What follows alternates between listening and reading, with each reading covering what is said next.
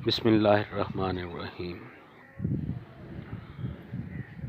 उस दिन आखिरी रोज़ा था रमज़ान शरीफ का। वो एक फौतगी हो गई अहमदपुर शर्किया। तो हम सब लोग वहाँ पे गए, काफ़ी सारे थे गाड़ी में, कोई 10-12 या शायद इससे 18-20 लोग थे। अच्छा, तो हम रास्ते में थे तो पीछे से कॉल्स आनी शुरू हो गई कि जी वहाँ पे ना एक टैंकर को आग लग गई, और पेट्रोल वाले टैंकर को। सही। और काफ़ी सारे लोग जल गए। खैर, हम ना कुछ दोपहर के वक्त वहाँ पे पहुँचे, गर्मी बहुत थी, आखिरी रोज़ा था। वहाँ पे देखा जी गाड़ियाँ जली पड़ी हैं। अब हैरानी बढ़ी गई, पूछने पर पता चला कि ये लोग जी यहाँ से पेट्रोल ले रहे थे। टैंकर जो है यहाँ पे उल्टा है, वो पेट्रोल नीचे गिरना शुरू हो गया, लोग यहाँ से पेट्रोल लेना शुरू हो गए, बोतलें पकड़ के बोतलें भरनी शुरू कर दी। गाड़ी वाले ने अपनी टैंकी भर ली जी, जो बर्तन मिला उसमें जी। वो वहाँ से ऐसा भी हुआ कि एक मोटरसाइकिल वाला गया जी, वो अपनी ना टैंकी भर के ले गया, घर जाके टैंकी खाली करके साथ में कोई बर्तन, कूलर, कोई केन वगैरह ऐसी चीज़ें लेके वापस आ गया। अच्छा। तो मौत इंतज़ार में थी। वहाँ पे काफ़ी सारे लोग, अब तो शायद मुझे वो सही तादाद याद नहीं, कि दर्जनों के हिसाब से लोग ना उस आग में की लपेट में आ गए। किसी ने सिगरेट फेंकी और वो जल गए। तो मैं ये सोच रहा था कि गाड़ियों वालों, जिसने गाड़ी रखी हुई है, उसको क्या भूख पड़ी थी। आपने एक बार ले लिया मुफ्त की चीज़। हमारी भूख है जो जाती नहीं है, नस्लों की भूख है। मैं आपको बात सुनाता हूँ, शायद इस वाक़े की फिर मुझे बाद में समझ आई कि ये ऐसा क्यों है।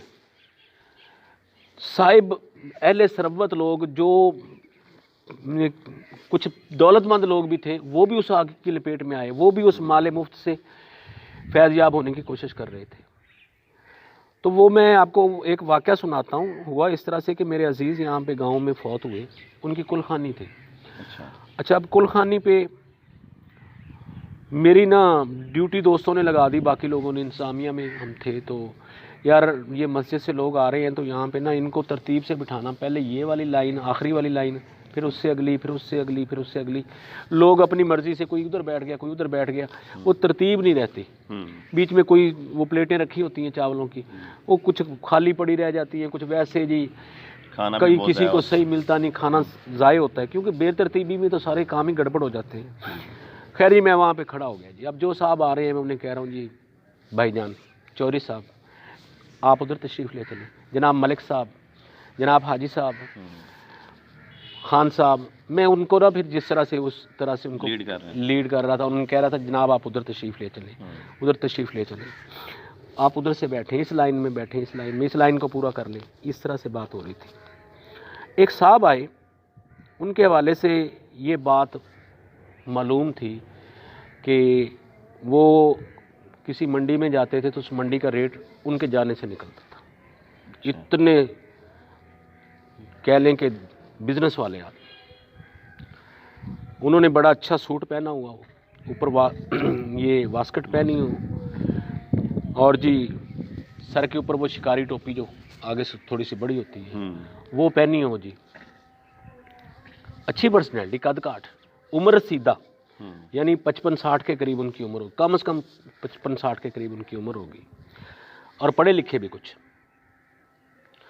वो जी अब आए, मैंने ना उनसे पहले एक साहब आए, तो मैंने उन्हें कहा कि जी आप उधर तशरीफ़ ले चलें।